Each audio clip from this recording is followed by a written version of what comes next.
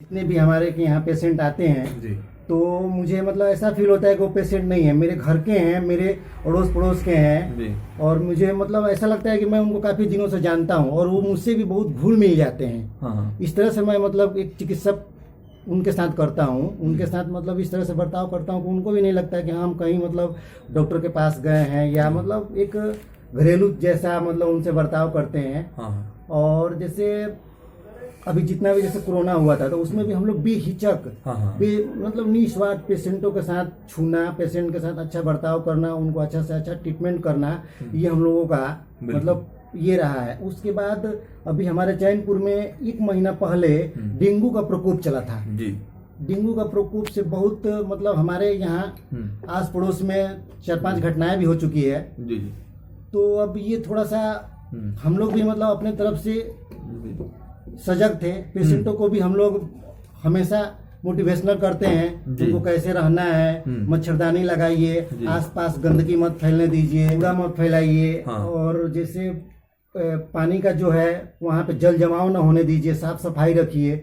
इस तरह से लोगों को हम लोग बताते रहते हैं। जो भी हमारे पास आते हैं, जो मिलने वाले हैं पेशेंट होते हैं, उनको सारे लोगों को हम लोग बताते हैं। और बच्चों में भी जो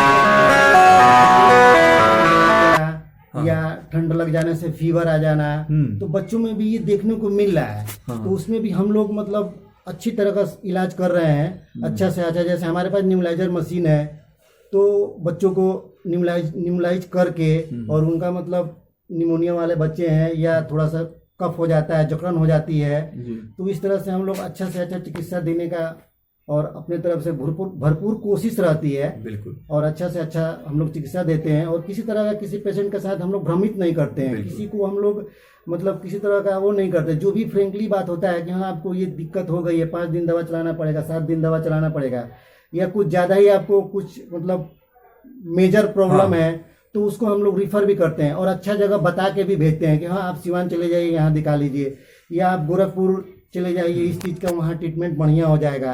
और पेशेंट जाता है वहाँ पे ठीक भी होता है। और फिर हम लोग को आकर धन्यवाद भी पेशेंट बोलता है कि हाँ डॉक्टर साहब आपने जहाँ भेजा था बहुत अच्छा जगह पे भेजे थे। और जो हम लोगों से होने लायक रहता है, जो मेरे से होने लायक रहता है, हम लोग बखूबी मतलब पेशेंट के साथ करते हैं। पैसा रहे या ना रहे पेशेंट के पास, हम लोग मतलब निस्वार्थ एकदम ट्रीटमेंट करते हैं। बिल्कुल। सर एक सवाल आपसे ये है, क्योंकि एक अलग पहचान आपकी है, क्या आपके पिताजी या माताजी ये लोग चाहते थे कि आप डॉक्टर बने?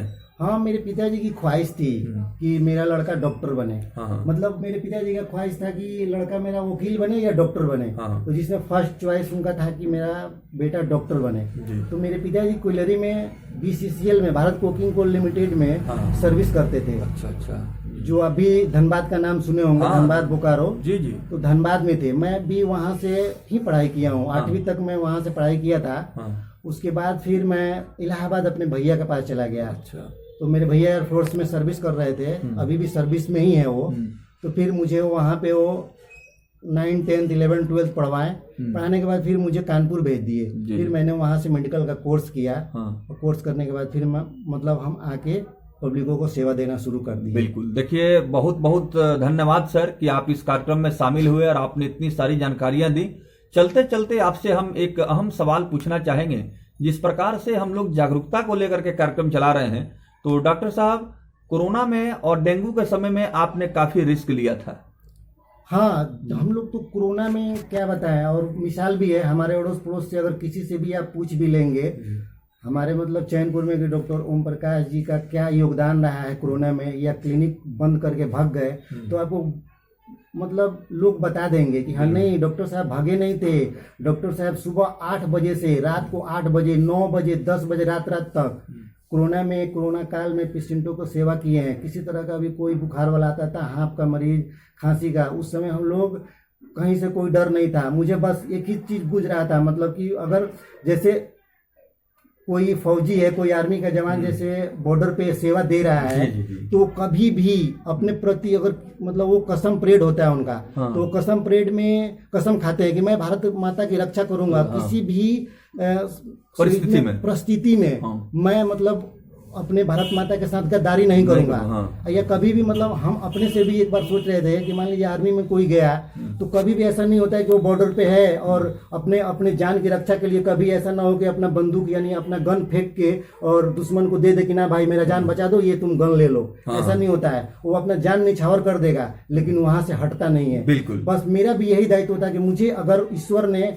भगवान ने मुझे ऐसा दिया है, मेरे हाथ में हुनर दिया है, तो मैं इसको निस्वार्थ लोगों की सेवा में लगाऊंगा। मैं रहूंगा नहीं रहूंगा, मर जाऊंगा, लेकिन ऐसा तो होगा, मरना तो नेचुरल है। मतलब ऐसे भी तो लोग मर जाता है, जो बकरी चलाने वाले, गाय चलाने वाले हैं, मतलब टेम्पू चलाने वाले, बस चलाने वाले, वो भी तो मरते हैं। हाँ, मरते हैं। लेकिन अगर हम अपने कार्य के मतलब अपने कार्य करते हुए अपने पेशा से अगर मैं मरता हूं तो शायद मुझे 50, 100, 200 लोग तो कम से कम तो कहेंगे नहीं कि नहीं वो डॉक्टर साहब बहुत अच्छे थे, वो बहुत मतलब अपने कार्य के जिम्मेदार थे और उन्होंने ऐसे करते हुए मरे। बिल्कुल।